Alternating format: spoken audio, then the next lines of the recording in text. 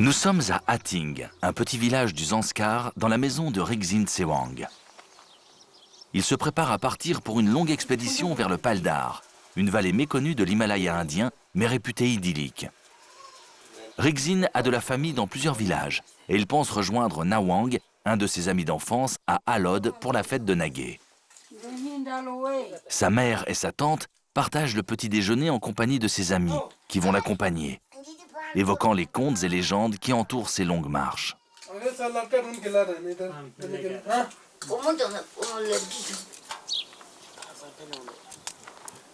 Rigzin a fait le tour de ses voisins pour trouver des porteurs. Il s'agit d'abord de faire le point sur ce qu'il y aura à répartir.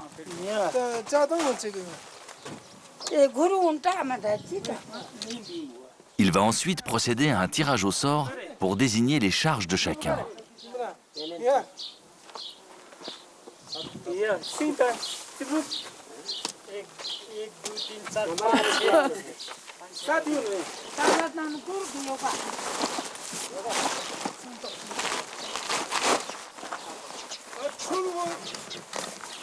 Les porteurs utilisent un kurshing, un sac à dos qui, bien que rudimentaire à base de bois et de sangle, permet de porter de très lourdes charges.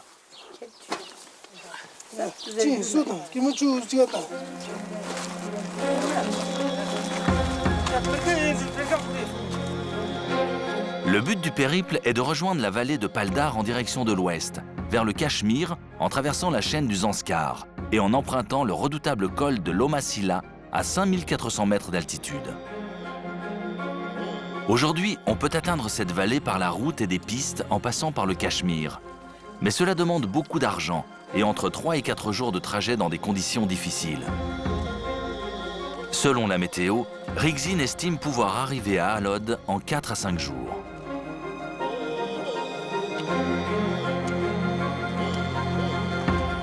Hating se situe à 3500 mètres d'altitude. La première vallée est très minérale, comme une bonne partie de la région, qui reçoit très peu de précipitations pendant l'été.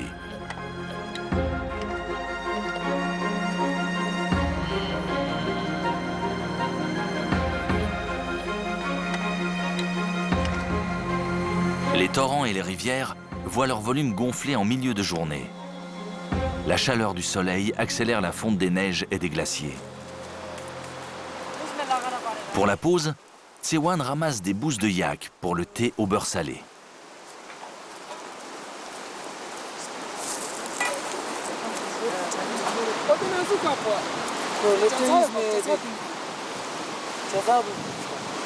Quant à Tenlis, il n'oublie jamais d'invoquer les dieux en attachant un petit morceau de katak.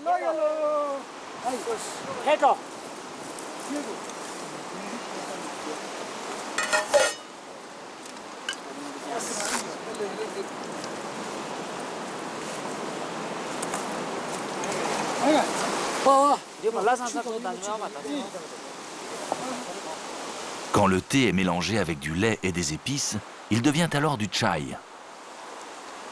On peut y ajouter du beurre de yak. De l'autre côté de la rivière, ancré dans la roche, se trouve le monastère de Zongkul. Son isolement en a fait au cours des siècles un haut lieu de méditation.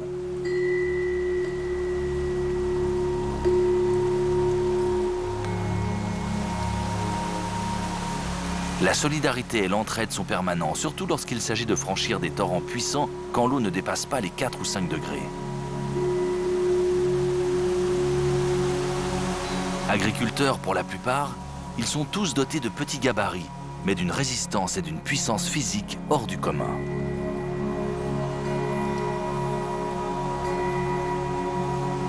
Au fur et à mesure de la progression, le décor devient imposant, entouré d'immenses parois rocheuses.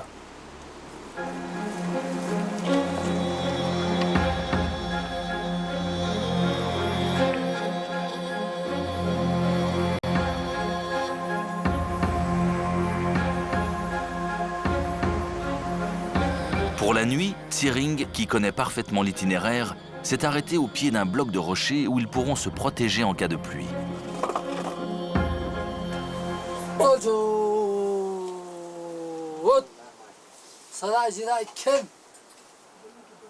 La tsampa constitue la nourriture de base des habitants de ces hautes vallées. Il s'agit de farine d'orge grillée, mélangée à du thé ou de l'eau.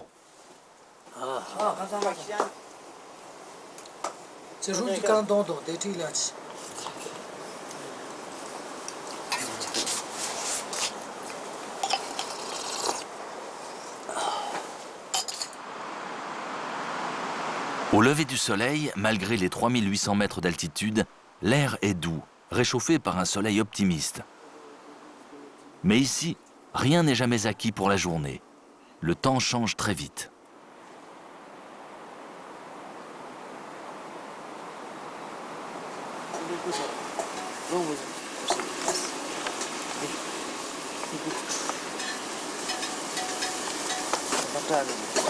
Tenlis prend le temps de réajuster les courchangs des jeunes, dont plusieurs ont souffert hier.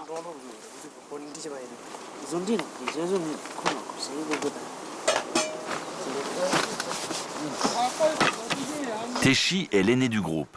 Il a 48 ans et a près de 30 traversées à son actif. Il sait qu'un parfait équilibre de courching sera la clé de son confort et de sa progression durant la journée.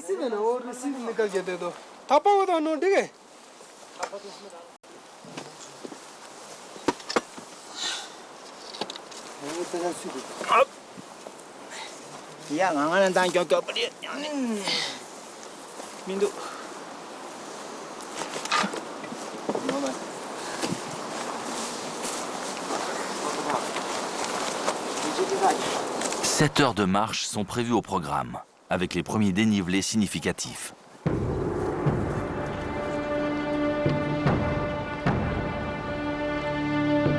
Richen, le jeune lama, malgré ses 17 ans, fait preuve d'une condition physique exceptionnelle. Quand je suis au monastère, je m'occupe souvent du bétail. Je les emmène paître dans la montagne et le soir, je pars là-haut pour les ramener. C'est pour ça que j'ai l'habitude.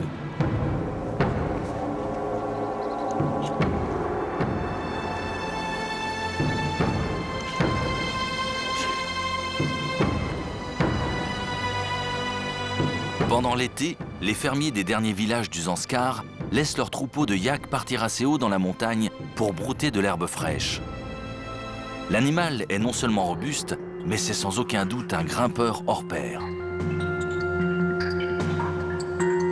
Au loin se profilent les premières langues glaciaires de Loma Sila, bouchées par le mauvais temps.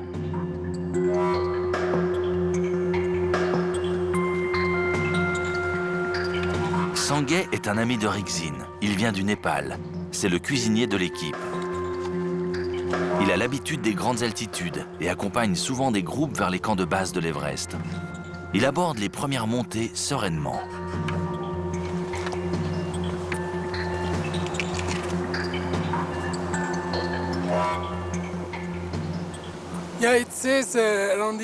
Tout autour de ces montagnes, ici, c'est connu. C'est plein de pierres précieuses. Et la plus chère et la plus recherchée, c'est le saphir du Cachemire.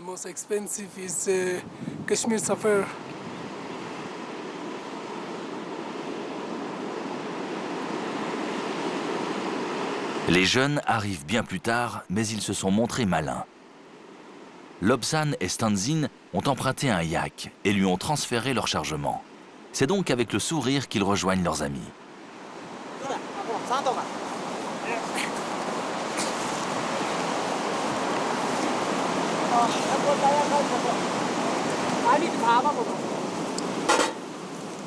Pour le casse-croûte, ils peuvent encore compter sur les légumes frais emportés la veille et le pain cuit le matin précédant le départ.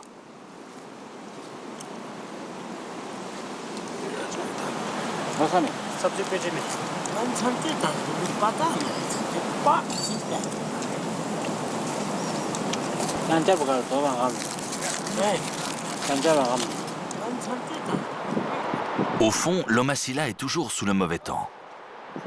Le parcours devient plus heurté, avec parfois de longues étendues de blocs de rochers à franchir.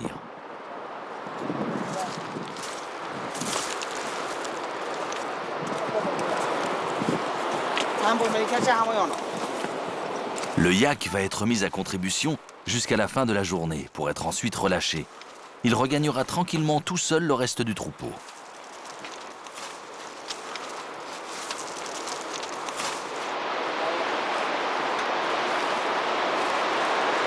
À plus de 4500 mètres d'altitude, la nuit s'annonce fraîche. Et Tsering compte sur cet abri en pierre pour se protéger de la pluie qui risque de tomber en fin de journée.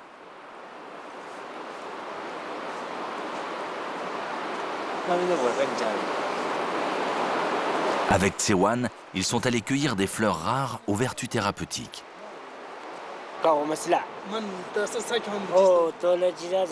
Ce sont des piankulu. Ce sont des plantes médicinales. Elles permettent de purifier le sang, tout en donnant un goût intéressant aux aliments.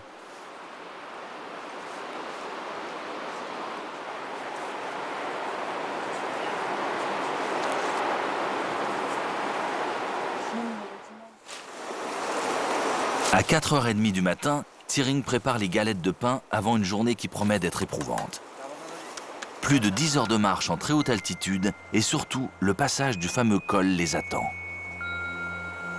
À l'aube, le glacier est encore en partie sous les nuages, mais il ne pleut plus.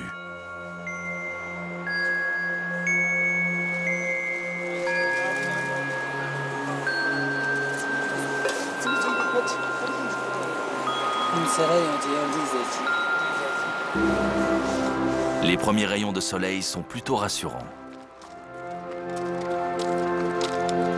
La journée commence par cette longue langue glaciaire, grise, hérissée de pierres et surtout glissante.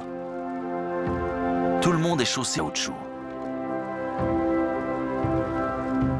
L'ensemble du glacier présente un visage étrange, travaillé par le soleil d'été. C'est un peu le chaos tout autour.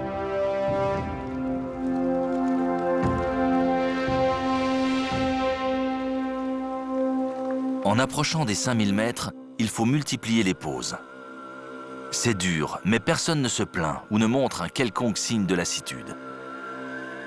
La bonne nouvelle, c'est la présence du soleil qui va ainsi accompagner la dernière partie de la montée. Un dénivelé important attend tout le groupe avec des rochers et de la neige. Tsering a ralenti le pas. C'est raide. Et à plus de 5000 mètres, le poids des charges se fait lourdement sentir.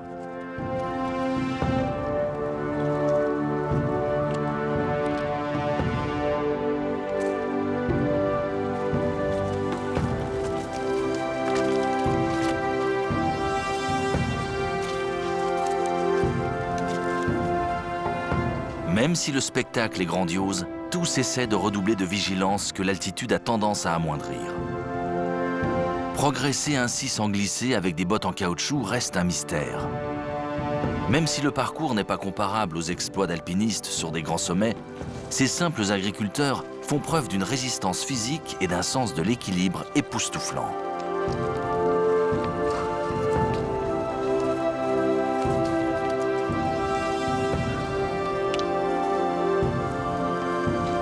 La dernière centaine de mètres pour atteindre les 5400 mètres d'altitude du col va se faire au ralenti.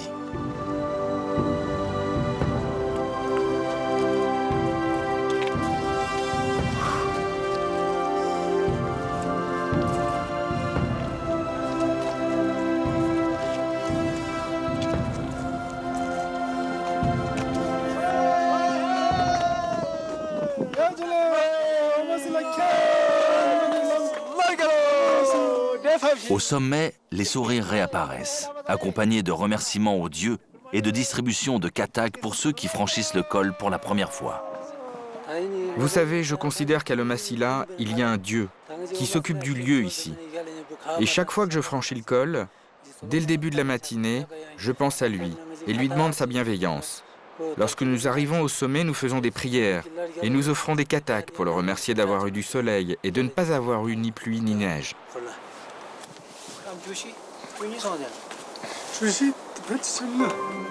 L'équipe ne va pas s'attarder au col. Une longue traversée du glacier les attend de l'autre côté, avec une couche de neige suffisamment épaisse pour dissimuler les crevasses. Tsering n'est pas guide. D'ailleurs, il n'y a pas d'école dans sa vallée, mais il a appris des anciens comment se comporter sur ce glacier. Il décide d'encorder tout le monde et entame une descente prudente en se servant de son bâton pour sonder le terrain.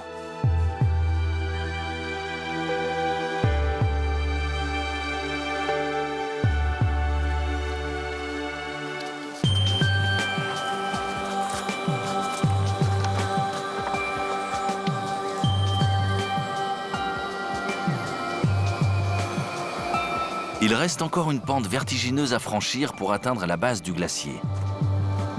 Tout est hors de proportion à l'échelle de l'Himalaya et de son étendue. Je parcours cette vallée depuis mon plus jeune âge. Je connais bien le chemin. Je sais où traverser les torrents et comment porter de lourdes charges. Ça s'apprend au fur et à mesure des voyages.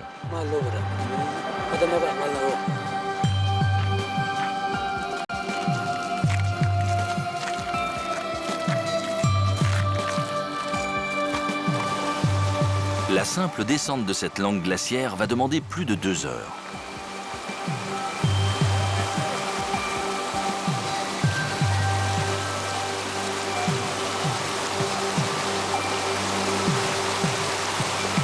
Ce rocher pourrait prêter à sourire s'il ne cachait pas un recul inquiétant du glacier ces dernières années. Tu vois le glacier? Il y a environ 10 ou 20 ans, il est remonté jusque là-haut, et sur chaque bord. Le glacier, depuis, recule chaque année de manière significative. Tu vois derrière, ça, c'est aussi un symbole de la manière dont le glacier est en train de fondre.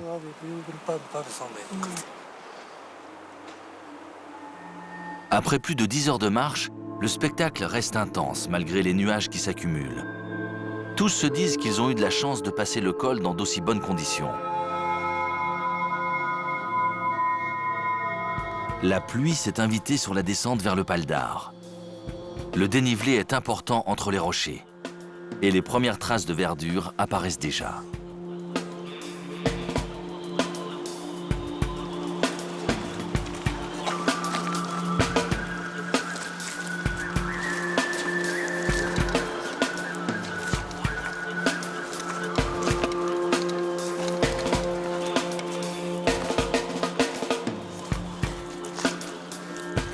Le Pal d'Ar, à contrario du Zanskar, pourtant seulement distant d'une cinquantaine de kilomètres à vol d'oiseau, est touché par la mousson.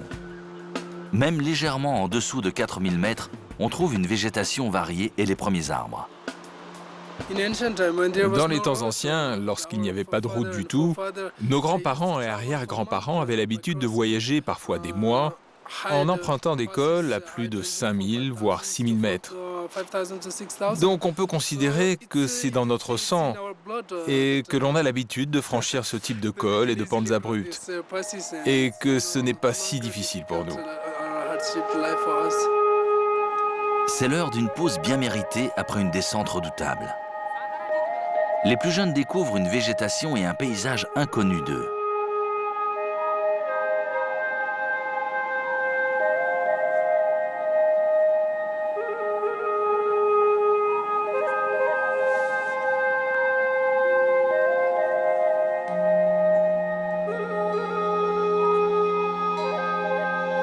En progressant dans la vallée, Rigzin et ses amis vont croiser les premiers troupeaux des nomades venus du Pendjab ou de l'Himachal Pradesh. Ils passent l'été en haute altitude et profitent de la nature généreuse du Pal d'Ar.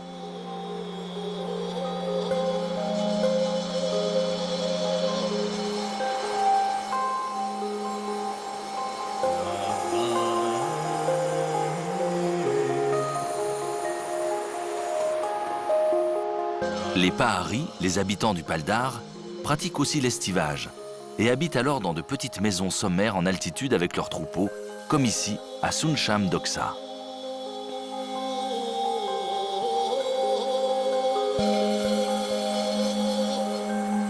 Les propriétaires bouddhistes font travailler des saisonniers hindous venus des plaines, une cohabitation originale qui n'existe nulle part ailleurs.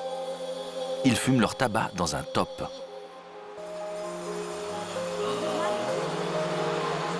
Un berger ramène un mouton qui a été tué par une chute de pierre. Tsewan, qui discute avec lui, a même droit à quelques notes de flûte qu'il joue lorsqu'il est avec ses bêtes.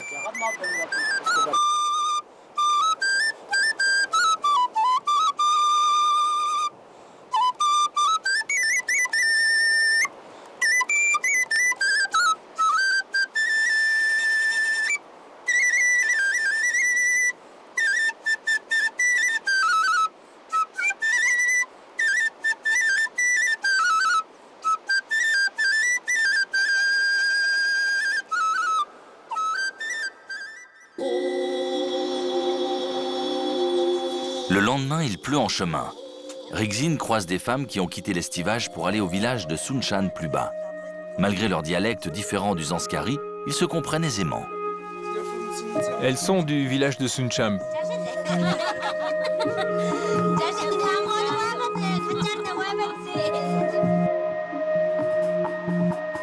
Suncham est le premier village de la vallée depuis le col, posé dans un écrin de verdure.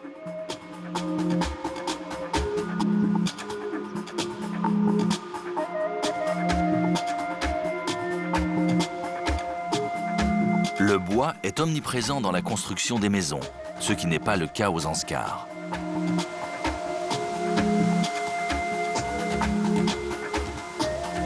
La descente se poursuit alors que de puissants torrents se déversent sous ce qu'il reste du glacier de Suncham. Rigzin décide de faire une halte au village suivant, à Jachel, où il a de la famille.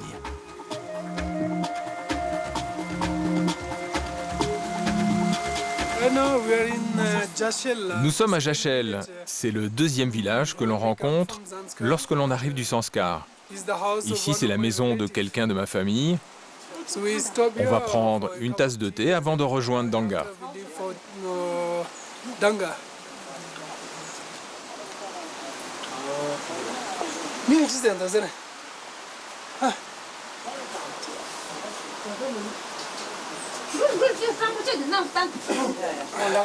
Dorma est une belle-sœur de Rigzin. Son mari est un Hamshi, un médecin traditionnel en tournée actuellement plus bas dans la vallée. Dorma confie à Teshin le soin de préparer un hachar avec des épices, des piments et du talcourt, une plante endémique des environs.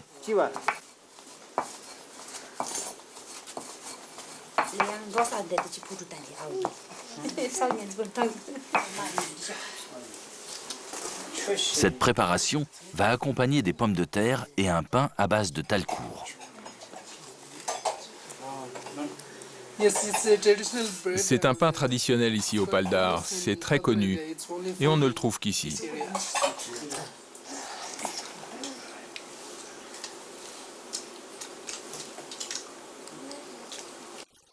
Ma sert aussi un lassi, un lait fermenté.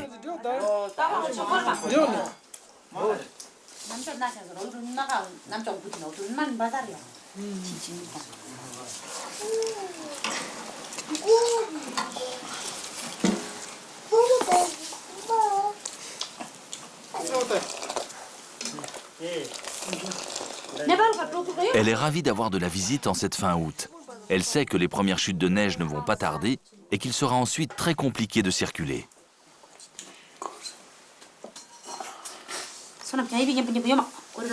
Pour toute l'équipe, cette halte est la bienvenue. Les journées sont longues, surtout sous la pluie.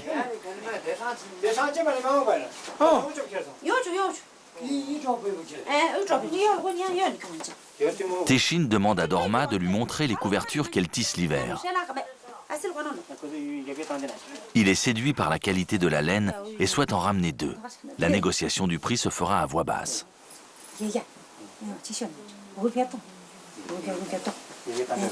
Teshin les prendra à son retour.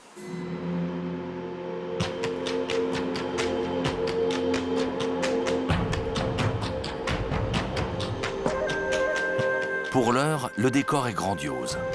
À un peu moins de 3000 mètres, les premiers conifères apparaissent.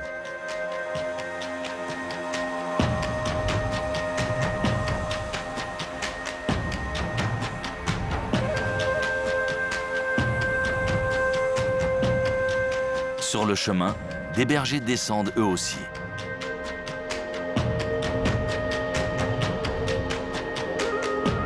Pour les jeunes du groupe qui viennent ici pour la première fois et n'ont jamais vu d'arbres, ce décor inhabituel ne semble pas les surprendre.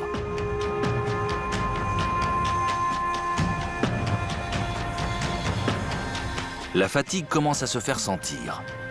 Mais le prochain village, Gorna, est désormais tout proche.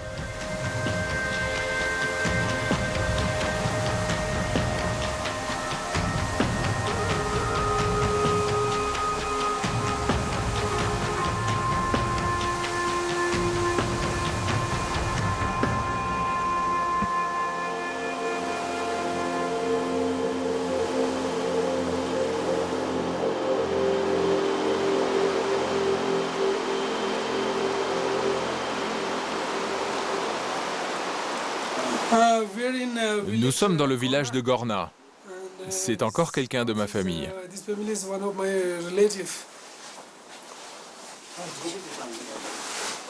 Pedma est une cousine de Rigzin. Elle va préparer pour l'occasion du chang.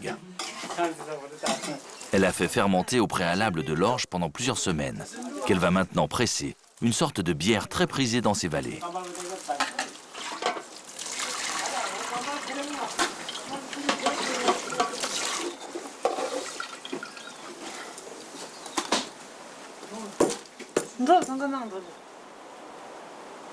Ici, on ne se donne pas la peine de ramasser des bousses de yak séchées pour le feu. De solides morceaux de bois l'alimentent en permanence.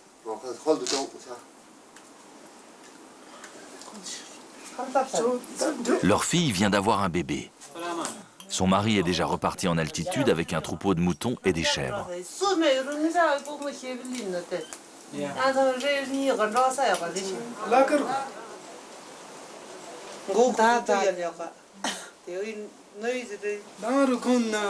Ils sont tous heureux d'avoir revu Rigzin, qui ne vient que rarement au Paldar. Losan est à une bonne demi-heure de marche de Gorna. Magnifiquement situé, il ressemble en été à une véritable carte postale. Son emplacement ne doit rien au hasard. C'est ici qu'il y a le plus de chances en hiver d'échapper aux nombreuses et redoutables avalanches. Un petit monastère bouddhiste est situé au cœur du village. Les jeunes de l'équipe viennent y prier. Il est animé par un moine venu du Zanskar, détaché du monastère de Bardan. Losan est le premier village important de la vallée en arrivant du Zanskar, où pendant l'été, les nomades Gudjour viennent souvent échanger du lait de chèvre et de la laine de mouton contre des vivres. Une amie de Rigzin est occupée à distiller de l'arak, un alcool fort que l'on boit surtout l'hiver à la moindre occasion.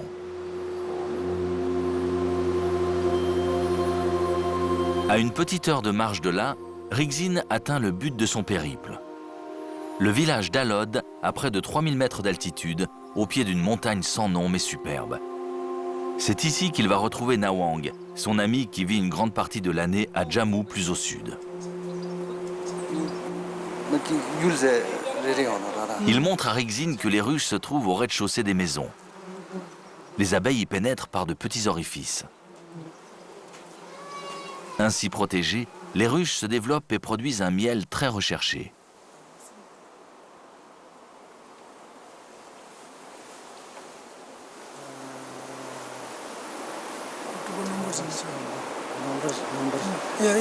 On récolte le miel au mois de novembre. C'est-à-dire juste avant les premières chutes de neige. Les maisons disposent toutes d'une terrasse face au sud, qui offre, été comme hiver, un espace dégagé pour y effectuer différents travaux.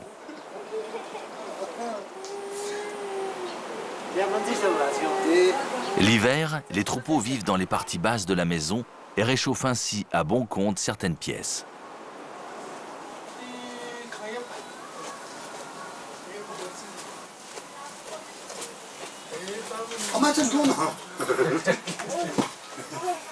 Chez Nawang, des nomades sont venus apporter du lait de chèvre. Ce sont des Gudjour qui participent volontiers à différentes besognes.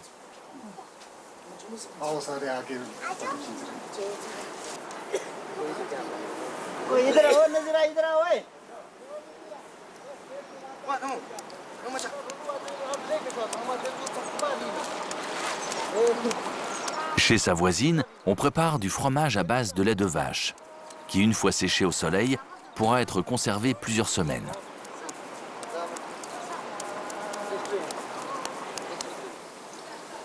Les étables en cette saison regorgent d'herbes, de champignons et de plantes qui, une fois préparées, se conserveront tout l'hiver. Chez Tsewang Grandchen, on conserve bien plus que des plantes. L'amchi du village, le médecin traditionnel, dévoile ses remèdes séculaires. Potions mystérieuses, racines étranges.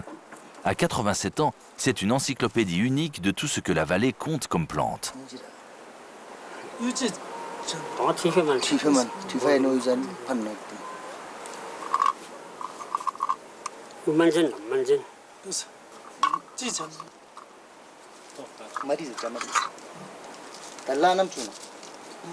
Aujourd'hui, il est à la fois triste et fataliste, car il risque bien d'être le dernier Ramchi d'une longue lignée.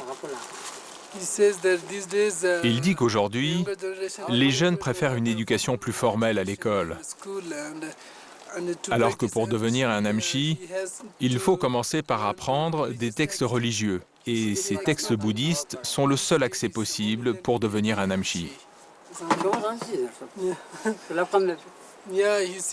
Il dit que c'est décevant, il le regrette, mais il ne peut rien faire.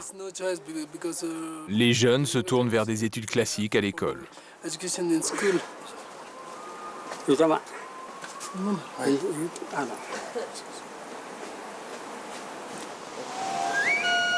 Le Paldar possède de nombreux atouts par rapport aux Zanskars. Et l'on pourrait s'étonner que des gens comme Rigzin n'aient pas envie de venir s'installer ici. Le climat et la qualité de la terre, comparés au Ladakh et aux Zanskars, sont bien meilleurs. La terre est beaucoup plus fertile, le climat est plus agréable, ils ont plus de pluie, moins de neige, ils peuvent faire pousser beaucoup de choses ici. Oui, la vie est meilleure ici. Et oui, j'aimerais bien venir m'installer ici. Mais son attachement à sa vallée et à sa famille seront, quoi qu'il arrive, toujours plus forts. Ici, la terre n'a jamais reçu d'engrais ni de pesticides. C'est trop cher et de toute façon, tout pousse à profusion. La qualité de l'écosystème est telle que plusieurs sociétés de Delhi viennent s'approvisionner ici en champignons ou en plantes rares. Dans le jardin de Nawang, les pommes de terre ne demandent pas mieux que de proliférer, un légume qui est parfois un luxe aux Zanskars. De nombreuses racines intéressent aussi les spécialistes.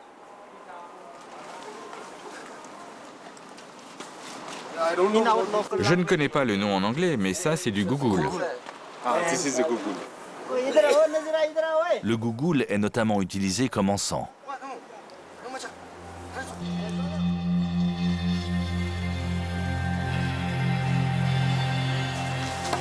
Aujourd'hui, à Alod, on célèbre Nagwe, une fête qui marque le début des récoltes.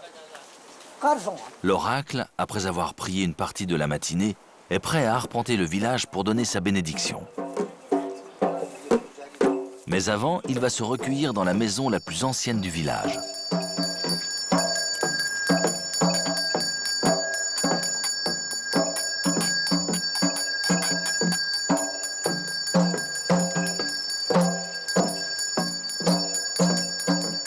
C'est une fête hindoue, mais à laquelle les bouddhistes du village participent activement. L'oracle passe de maison en maison pour bénir les offrandes. Tous vont ensuite se diriger vers le petit temple situé en haut du village.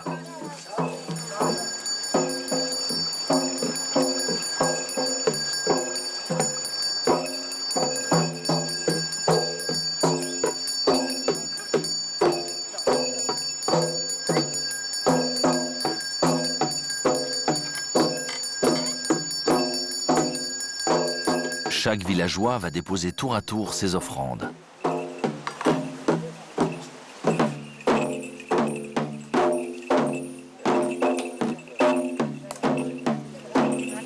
L'encens à base de gougoul se consume aux quatre coins du temple.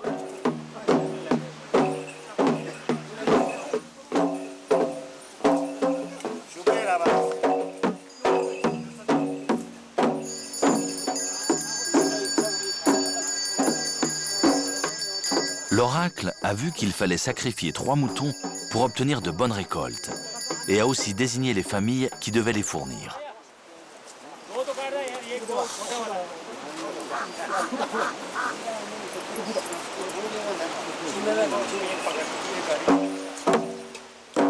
La famille de Nawang a dû apporter un mouton.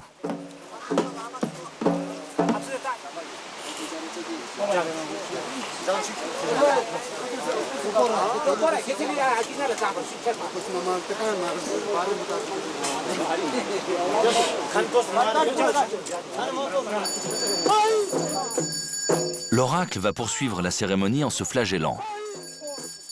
Dans ses incantations, il transmet les questions que les agriculteurs lui glissent au fur et à mesure à l'oreille.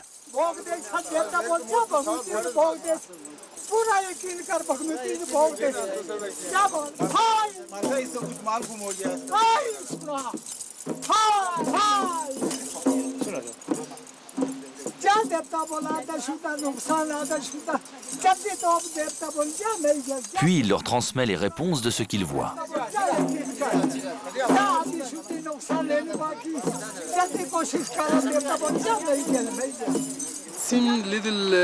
C'est une situation inhabituelle pour moi. Et ça me déçoit aussi quelque part. Comme ils sont bouddhistes, ils devraient suivre ce que le Bouddha a enseigné. Mais d'un autre côté, ils vivent ici au milieu d'une majorité de gens qui sont hindous. Et c'est une sorte d'obligation pour eux de pratiquer la religion que la majorité pratique ici.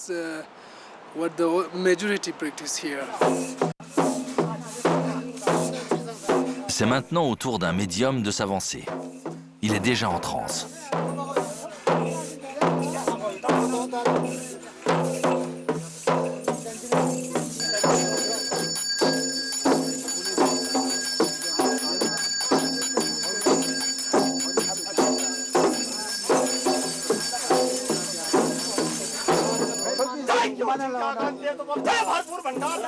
Lui aussi va servir de relais aux questions que se posent les villageois.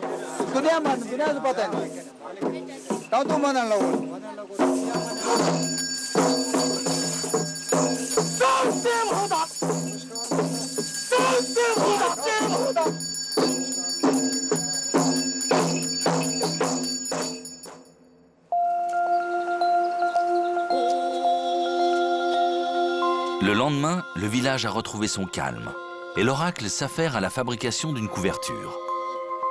Plus exactement, une ébauche avec cet écheveau de fil multicolore qui sera ensuite placé sur un métier à tisser. Une activité que l'on réserve en général aux longues journées d'hiver.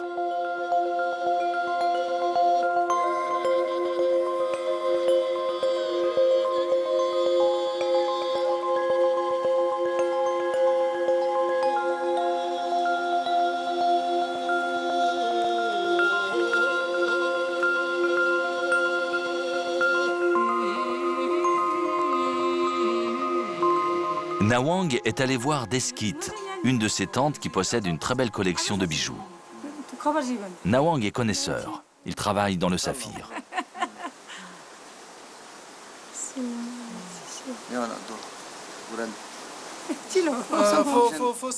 Elle ne porte ses bijoux que pour des occasions spéciales, mais pas dans la vie quotidienne lorsqu'elle travaille dans les champs.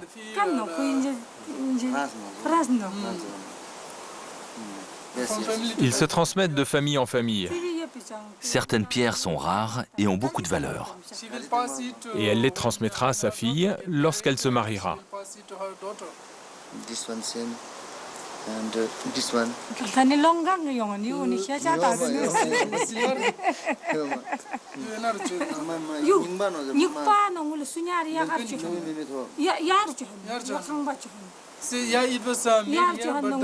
L'or et l'argent proviennent de Delhi ou de Jammu, mais toutes les pierres ont été trouvées et travaillées dans la vallée.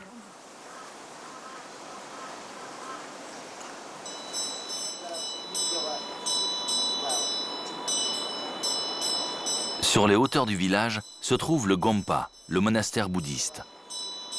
Il a été offert le siècle dernier par un monastère situé au Spiti, une région himalayenne plus à l'est. C'est donc un moine venu du Spiti qui s'en occupe. Il est en mission pour 1 an à Alod.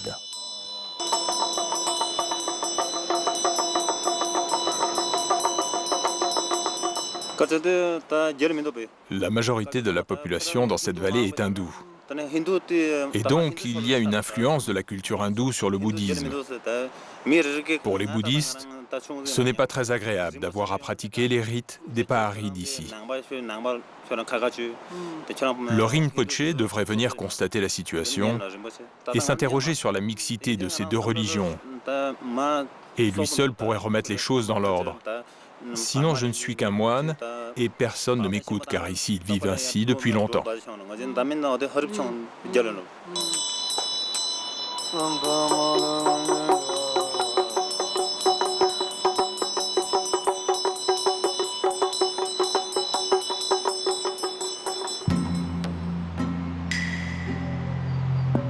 Rigzin et Nawang se sont rendus au village de Danga, niché dans la forêt au pied d'une montagne où des mines de saphir sont étroitement surveillées par l'armée.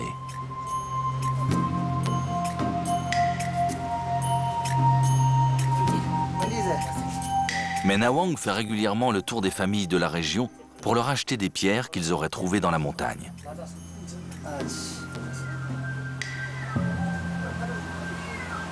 Tout ce qui touche au saphir est toujours entouré de mystère et de prudence.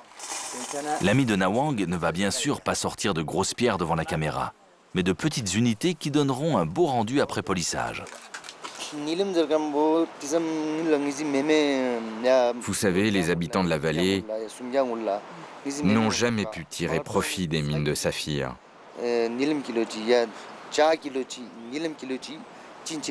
Durant la colonisation britannique, qui avait créé ces mines, toutes les pierres étaient envoyées en Angleterre. Et puis, après l'indépendance, le gouvernement a décidé de prendre le relais et contrôle depuis les ressources de la mine. Donc, réellement, personne ici n'en tire un vrai bénéfice. Certaines sont des pierres ordinaires. Là, c'est du saphir. Il y a des teintes vertes. Ce ne sont que de petites pierres.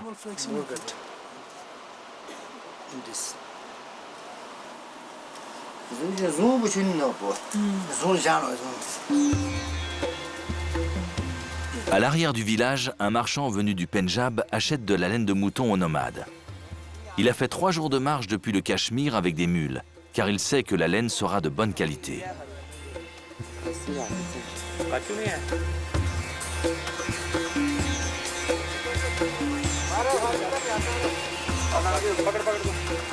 Après avoir contrôlé et pesé les sacs, il va payer la laine 32 roupies le kilo, soit un prix dérisoire de 50 centimes d'euros.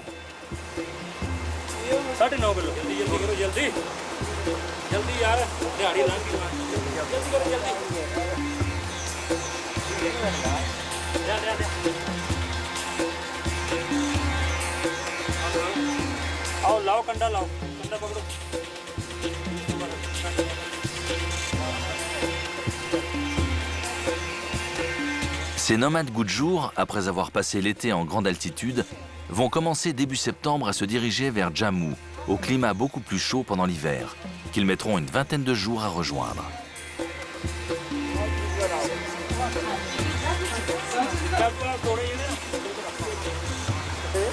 Pendant ce temps, Rigzin salue sa tante qui possède cette maison. Elle offre de l'arak à Nawang en guise de bienvenue.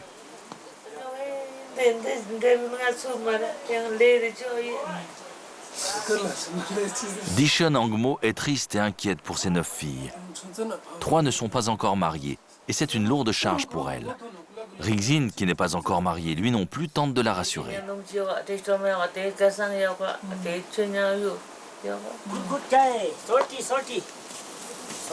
Rigzin retrouve toute son équipe de porteurs qui s'apprête à repartir vers le Zanskar. Ils achètent dans le village beaucoup d'ustensiles en bois, en particulier des pelles à neige, mais aussi des épices et des plantes. Aux Zanskar, il n'y a pas de bois pour fabriquer ce genre d'outils. Et on en a besoin pour dégager la neige l'hiver. Il me dit que, comparé à l'an passé, les prix ont augmenté. C'était à 100 roupies l'an dernier, c'est passé à 140 roupies. Il trouve que c'est cher cette année. Mais quoi qu'il arrive, il fait une bonne affaire. En revenant au Zanskar, il va les vendre 500 roupies.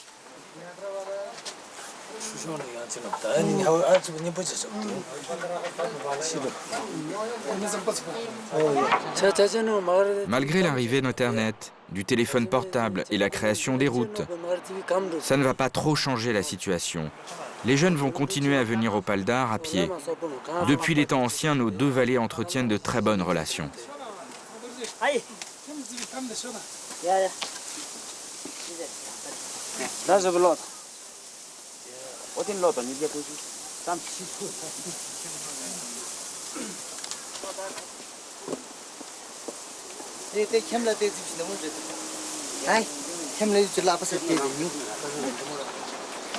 Tout le village ouvre ses caves.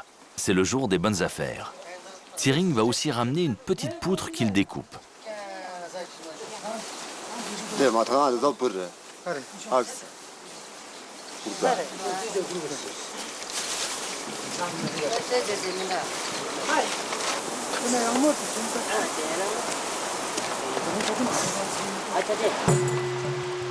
Chargé de bois, l'équipe repart pour le Zanskar et le redoutable col de l'Omasila.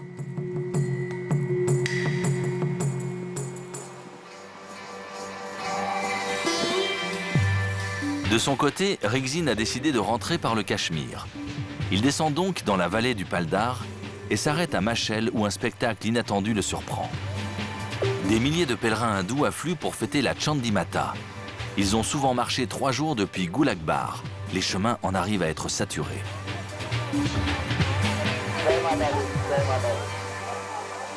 Les pèlerins font ensuite la queue pendant de longues heures pour se recueillir devant une statuette de la déesse Chandi, l'une des plus importantes dans l'hindouisme, associée à Shiva.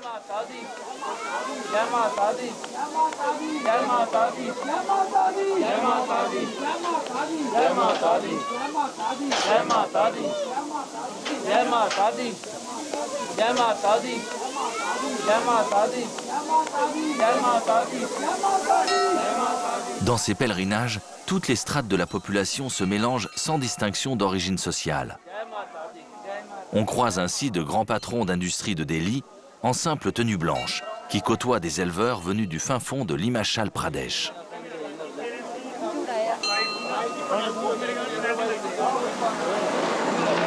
Mais Rigzin n'est pas au bout de ses surprises. Un balai d'hélicoptères occupe l'espace une bonne partie de la journée.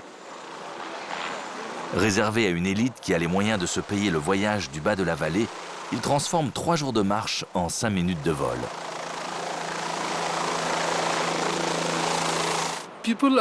C'est vrai que les gens viennent ici en pèlerinage de toute l'Inde pour venir voir la Chandimata. Donc c'est un peu fou tout ça. Bon, il paraît que les gens ont besoin de confort et de l'hélicoptère. Mais sinon, il y a une majorité de personnes qui sont de vrais pèlerins, qui marchent pendant 2 ou 3 jours pieds nus, ils se recueillent et repartent pieds nus. Au-delà de l'impact désastreux de ces vols incessants sur la vie de la vallée, les animaux et les villages pendant les 3 semaines de pèlerinage, on peut s'interroger sur le bénéfice spirituel d'une telle pratique.